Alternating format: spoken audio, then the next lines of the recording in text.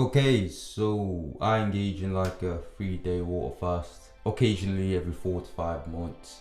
So I just thought I'd make a video on it today just to let you know what usually happens and what might happen to you if you're someone that wants to do it, especially if your main goal is building muscle and or strength.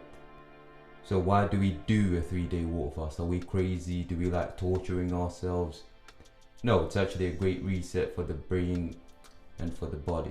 It's actually paradoxically quite rejuvenating because of things like autophagy, where the cells go initiate a healing process where they get rid of all the damaged cells in your body and rejuvenate them with new, more repaired, fresh cells. Gets rid of inflammation, reduces heart failure by like 70%, gets rid of quote unquote bad cholesterol. My favorite benefit, increases the secretion of human growth hormone, etc, etc. The list of benefits goes up.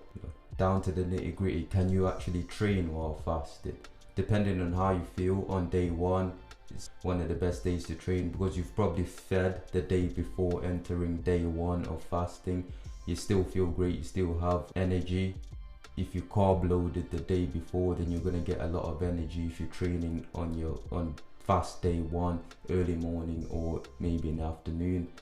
I actually started the fast on Wednesday 10 p.m. this current fast, and on Thursday I did a leg day and I was able to actually do more reps on certain exercises than the previous week, which is my goal anyway, to do a bit more each session than I did previous last session for the goal of progressive overload. Day 2 you normally feel like dog water, absolute crap, so you feel like you don't want to train, let alone leave your house or go to work. This is just the sugar withdrawals because we're used to eating every day, and if we're building muscle we're eating quite a lot throughout the day in a bulking season.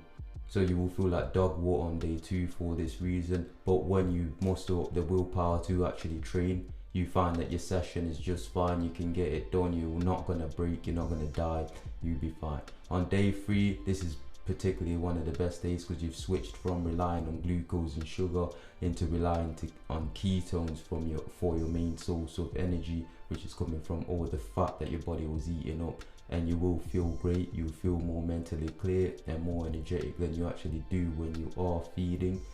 So training on day 3 and onwards is always a great thing.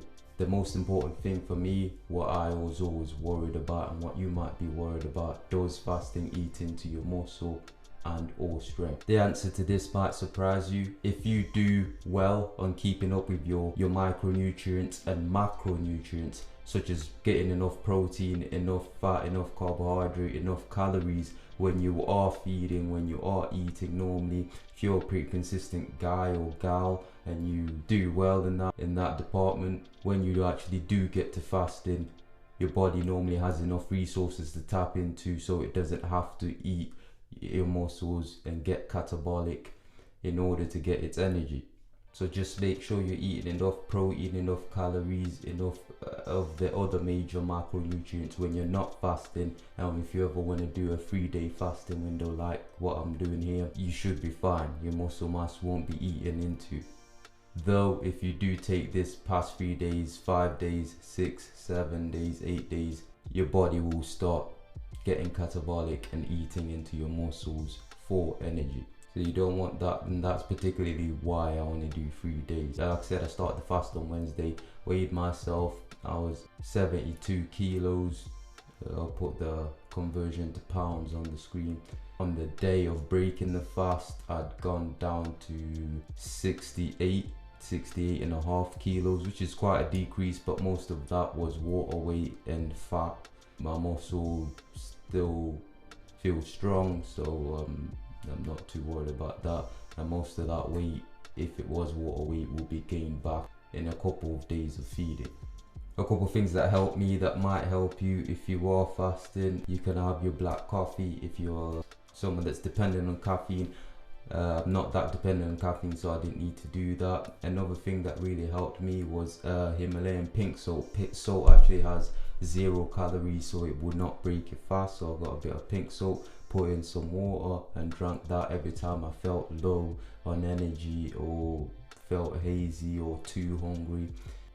This will also help retain some of that water weight that I talked about you losing, because the sodium actually retains fluid in your veins and in your muscles, so helping your muscles still look full, appear pumped while you're fasting. So it's great for that. That's basically my experience with the fasting.